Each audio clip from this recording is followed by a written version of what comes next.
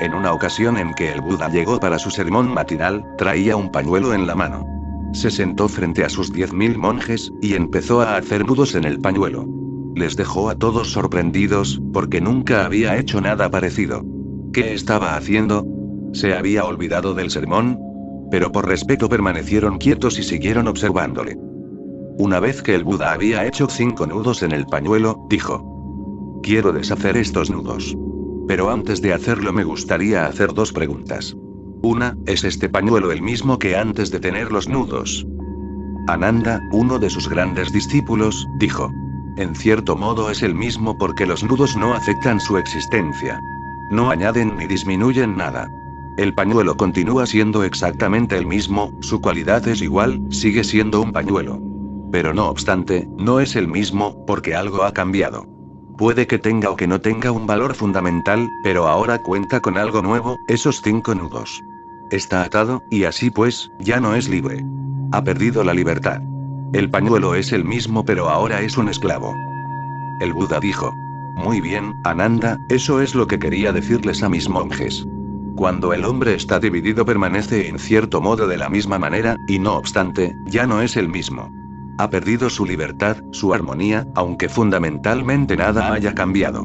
Sois dioses y diosas, nada ha cambiado. Solo que el dios ha quedado atrapado tras la existencia de unos cuantos nudos.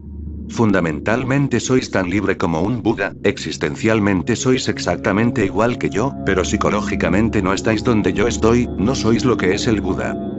Existencialmente, todos somos Budas, pero psicológicamente habitamos mundos distintos y particulares. Estos nudos. El Buda hizo a continuación la segunda pregunta. Monjes, tengo otra pregunta que haceros, ¿qué debería hacer para deshacer estos nudos? Sariputra, otro de los monjes, se puso en pie y dijo: si queréis deshacerlos permitid que me acerque, que los observe. Porque a menos que sepa cómo se han anudado, no habrá manera de saber cómo pueden deshacerse. ¿Qué proceso se ha utilizado para atarlos? ¿Cómo han sido creados? Solo sabiendo eso podrán desatarse. Permitid que me acerque. Y no hagáis nada antes de que pueda mirar, porque si hacéis algo sin saber cómo han empezado a existir los nudos, se pueden llegar a crear nudos todavía más sutiles. Puede resultar todavía más difícil. Puede llegar a ser imposible desatarlos. Y el Buda dijo: correcto, Sariputra, eso es exactamente lo que quería decir. Antes de que uno comprenda cómo realizar, debe entender qué es lo que le falta. ¿Cuáles son las causas de su miseria? ¿Cómo llegó a estar dividido?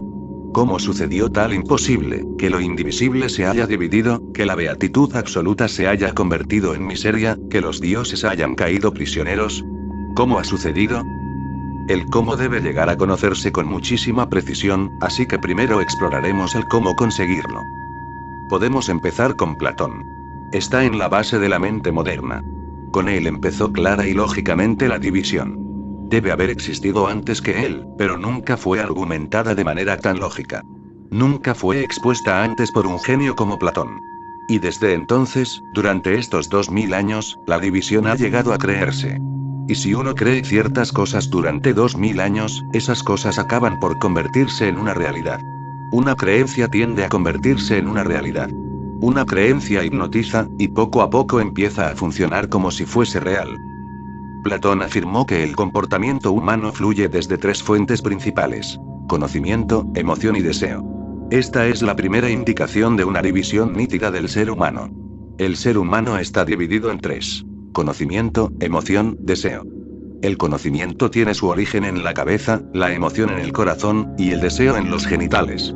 Cabeza, corazón y genitales, esas son las 3 divisiones. Claro está, la cabeza es la más elevada. El hombre que vive a través de sus genitales es el más bajo. En la India lo llaman Sudra, intocable. Y el hombre que vive en la cabeza es el más elevado. En la India lo llaman Brahmin. Y todo el resto está entre ambos, con diversos grados de emocionalidad. Estas 3 divisiones no son solo una creencia. Han penetrado de manera tan profunda en la consciencia humana, que ahora la consciencia humana existe como 3. Estás dividido, ya no eres uno. Ahora eres 3. Uno es el rostro sexual, muy privado y que ocultas en la oscuridad. El segundo es el rostro emocional, que no es tan privado, pero que sigue siendo particular, y solo lo exhibes de vez en cuando. Si alguien muere y lloras, entonces está bien. Pero por lo general no lloras ni gimes, o lo dejas para las mujeres, porque no son criaturas tan elevadas como el hombre. El chauvinismo masculino está por todas partes. A la mujer no se la acepta como Brahmin, y son muchas las religiones que la han negado, que han dicho que no será capaz de entrar en el reino de Dios como mujer. Primero deberá nacer como hombre, y solo entonces podrá ser creíble. Solo el hombre entra en el paraíso. Una mujer es una criatura inferior. La mujer solo tiene dos centros, el sexual y el emocional. Carece de intelecto. Así que, claro está, puede llorar, gemir, reír y exhibir sus emociones, y ser sentimental. El hombre rara vez, en contadas situaciones, permite aflorar sus emociones. El sexo es absolutamente privado. Las emociones son medio privadas y medio públicas. Y el intelecto es absolutamente público. Eso es lo que se va enseñando por todas partes, lo que se exhibe. Razón, lógica, conocimiento, eso es lo importante. 2000 años más tarde, Sigmund Freud vuelve de nuevo con la misma división. De alguna manera, el hombre ha llegado a aceptar tan profundamente las divisiones, que se han convertido en algo inconsciente. Freud también dice que la razón es el rey, la emoción la reina, y el sexo la sirvienta, y claro está, larga vida al rey. Destruye la sexualidad, destruye la emoción, y lleva toda tu energía hacia la cabeza. Permanece colgado en la cabeza. Pero sin sexo desaparece toda alegría. Y sin emoción desaparece toda suavidad y sensibilidad. Con la razón te tornas seco como un desierto, una tierra baldía, en la que nada crece. En la autobiografía de Charles Darwin se dice lo siguiente. Es muy revelador. Darwin escribió, la poesía de muchos tipos me proporcionó gran placer de niño, incluso ya siendo un joven. Antes, lo que me daba gran alegría era la pintura y la música, que me encantaba. Pero desde hace muchos años no soporto leer ni una línea de poesía. Lo he intentado, pero me resulta tan intolerablemente aburrido, que me provoca náuseas. También he perdido todo gusto por la pintura y la música. Mi mente parece haberse convertido en una especie de máquina que tritura leyes generales a partir de grandes masas de hechos. No puedo concebir cómo eso puede haber causado la atrofia de esa parte del cerebro, de la que dependen los gustos más elevados. La pérdida de esos disfrutes es una pérdida de felicidad. Así escribió en su vejez. Que había perdido todo gusto por la poesía. De hecho, le daba náuseas. No toleraba la música. No dice nada acerca del amor, porque si la poesía le daba náuseas y la música se había convertido en algo intolerable, el amor debía resultarle imposible. ¿En qué clase de hombre se convirtió Darwin? Él mismo confiesa que se había convertido en una especie de máquina. Eso es lo que le está sucediendo a la mayor parte de la humanidad. Todo el mundo se ha convertido en una máquina, en máquinas grandes y pequeñas, en máquinas más o menos hábiles, pero todo el mundo se ha convertido en una máquina. Y entonces todas las partes negadas se te rebelan, provocando una guerra constante. No puedes destruir la sexualidad. Puedes trascenderla. Sí, pero no destruirla. Y tampoco puedes destruir tus emociones. El corazón sigue funcionando y tejiendo sueños. Tal vez lo hace de manera subterránea, porque te muestras contrario a ello, tal vez desaparecen en el subconsciente, en una oscura y profunda cueva, donde subsisten, pero siguen vivos. Las emociones pueden transformarse, pero no destruirse. No pueden destruirse ni el sexo, ni el corazón. Pero eso es lo que ha estado haciendo la cabeza, que acostumbra a existir a expensas del corazón. Mata al corazón, al cuerpo, y luego vive como un fantasma en una máquina. Es algo que puede percibirse en todo el mundo. Cuanto más educación tiene una persona, menos viva está. Cuanto más sabe, menos vive. Cuanto más fluida es en abstracciones y conceptos, menos y menos fluye. Una persona confinada en la cabeza pierde la alegría de vivir. La observación de Charles Darwin es perfecta. Dice, ¿qué es lo que me ha pasado? ¿Por qué he perdido toda mi felicidad? ¿Por qué ha desaparecido mi deleite y alegría? Pues sucede porque os lleváis toda vuestra energía a la cabeza, sin dejar nada a la sexualidad, porque permitid que os lo recuerde, toda la alegría proviene de la sexualidad. Cuando utilizo la palabra sexualidad no solo quiero decir genitalidad. Lo genital es solo una experiencia y expresión de lo sexual muy diminuta. Lo sexual es algo enorme. Al decir sexualidad me refiero siempre que vuestro cuerpo está vivo, sensual, cuando vibra y palpita, que es cuando os encontráis en un estado sexual. Puede que no tenga nada que ver con lo genital. Por ejemplo, cuando bailáis sois sexuales. Un bailarín es sexual, la energía del baile es sexual. No es genital, porque puede que no penséis para nada en el sexo, que lo hayáis olvidado por completo. De hecho, la sexualidad es cuando te olvidas totalmente del sexo y te fundes en cualquier participación profunda con la totalidad del cuerpo. Puede ser nadando o corriendo por la mañana. Cuando has corrido la primera o segunda milla, llega un momento en que las cosas empiezan a fluir y dejas de seguir en la cabeza. Te conviertes en el cuerpo, eres el cuerpo. Empiezas a funcionar como un ser vivo, como hacen los árboles y los animales. Te conviertes en tigre, o pavo real, o un lobo. Te olvidas de la cabeza. Te olvidas de la universidad, de los títulos, y no sabes nada de nada, solo eres. De hecho, al cabo de 3 o 4 millas, vas dejando de concebirte a ti mismo como una cabeza. Surge la totalidad. Uno se olvida de Platón, desaparece Freud, y se esfuman todas las divisiones, porque eran superficiales, y en lo más profundo de ti mismo se va afirmando tu unidad. Al correr con el viento de cara a primera hora de la mañana, cuando todo está fresco, cuando la existencia empieza a disfrutar de una nueva alegría, cuando se empieza a bañar en el deleite de un nuevo día, y todo es joven y fresco, el pasado desaparece. Todo empieza a salir del profundo descanso de la noche, todo es inocente, primitivo, y de repente desaparece incluso el corredor. Solo está el correr. No hay ningún cuerpo que corra, solo el correr. Y poco a poco ves que surge la danza con el viento, con el cielo, con los tiernos rayos del sol, con los árboles, con la tierra. Estás bailando. Empiezas a sentir el pulso del universo. Eso es sexual. Nadar en el río es sexual. Copular no es lo único que hay sexual. Cualquier cosa con la que palpita completamente tu cuerpo, sin inhibiciones, es sexual. Así que cuando utilizo la palabra sexual, hago referencia a esta experiencia de totalidad. La genitalidad solo es una de las funciones de la sexualidad. Se ha convertido en demasiado importante, porque hemos olvidado la función completa de la sexualidad. De hecho, vuestros denominados guías espirituales os han convertido en pero muy genitales. Toda la culpa la tienen vuestros santos y guías espirituales, ellos son los culpables, los criminales. Nunca os han hablado de qué es la auténtica sexualidad. Poco a poco, la sexualidad se ha ido confinando a los genitales. Se ha convertido en algo localizado, dejando de ser total. La genitalidad localizada es horrible, porque lo máximo que puede proporcionarte es un alivio. Nunca podrá darte un orgasmo. Eyacular no es tener un orgasmo, las eyaculaciones no son orgásmicas, y los orgasmos no son una experiencia cumbre. La eyaculación es genital, el orgasmo es sexual, y una experiencia cumbre es espiritual. Cuando se confina la sexualidad a los genitales solo puedes obtener alivio. Solo pierdes energía, pero no ganas nada. Es algo estúpido. Es como el alivio que proporciona un buen estornudo, pero nada más. Carece de orgasmo, porque no palpita todo el cuerpo. No estás en una danza, no participas con tu todo, no es sagrado.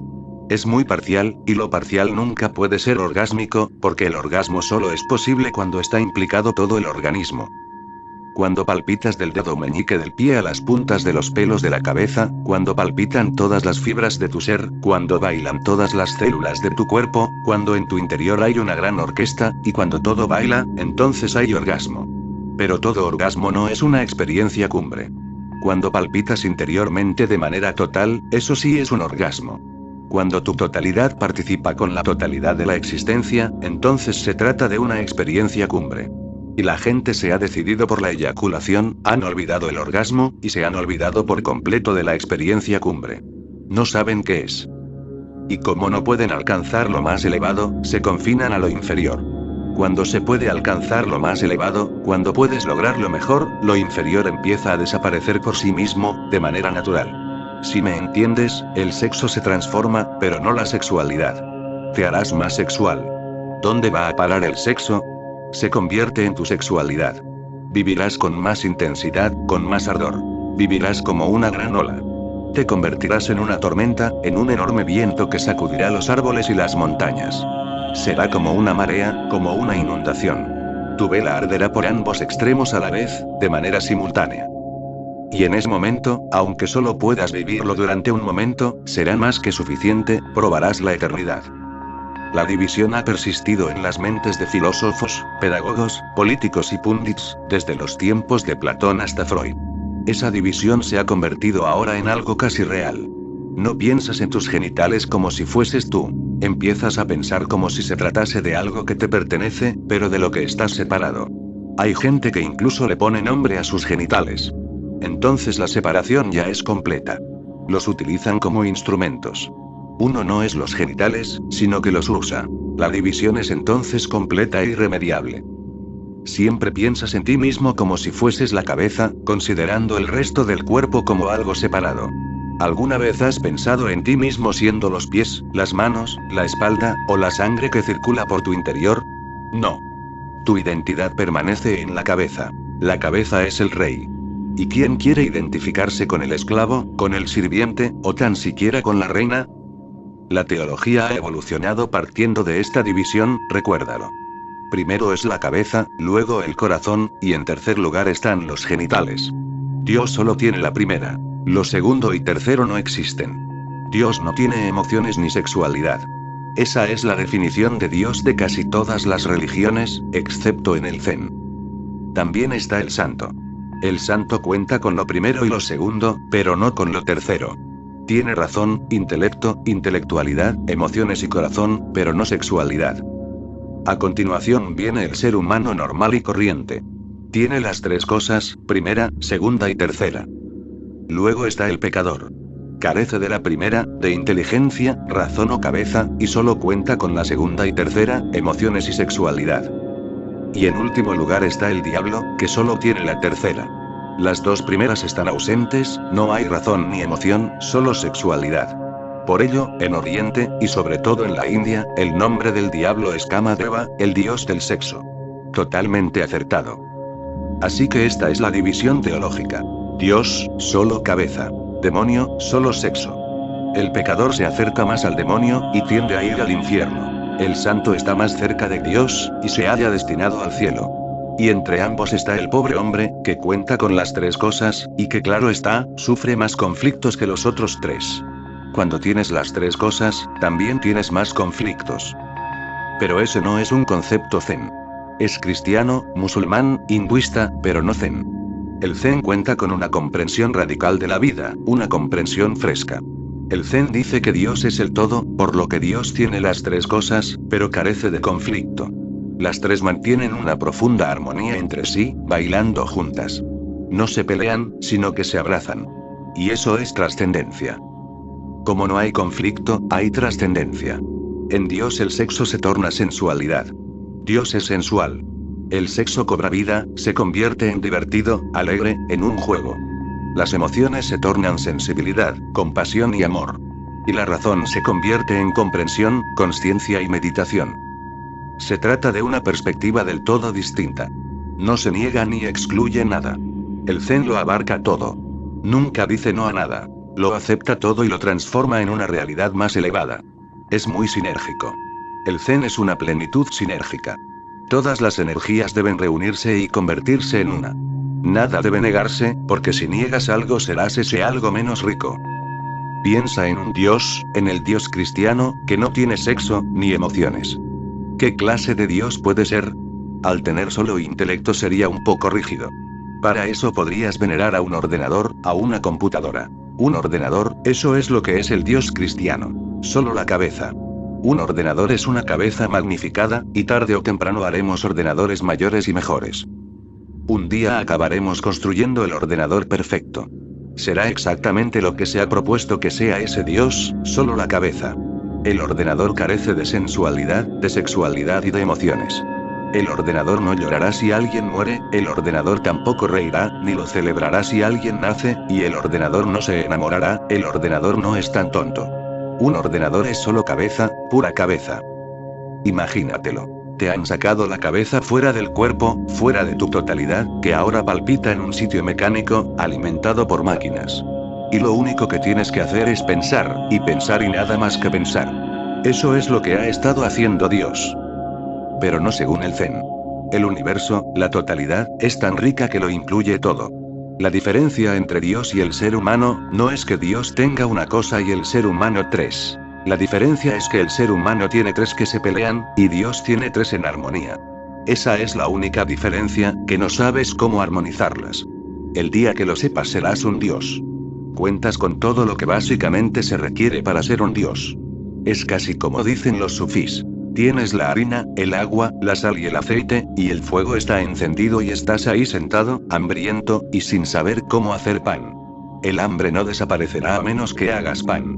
El pan está hecho a base de agua, harina, aceite, sal y también cuenta con el elemento fuego. Así puedes digerirlo. Cuentas con todo lo que necesitas para ser un dios, y tienes hambre. Dispones de todo lo necesario, no te falta nada, pero no sabes cómo convertirlo en una plenitud sinérgica. Para el Zen, espiritualidad significa totalidad. Para el Zen, sagrado significa totalidad. Incluye y transforma todo. Todo debe ser incluido y trascendido. Cuando se incluye todo surge un equilibrio. Y eso significa exactamente que las cosas son iguales. El sexo no es la sirvienta, ni el corazón la reina, ni la razón el rey. Todos son iguales. Permite que te lo repita. A menos que pienses en términos de igualdad, nunca alcanzarás el equilibrio. Todas las partes son iguales.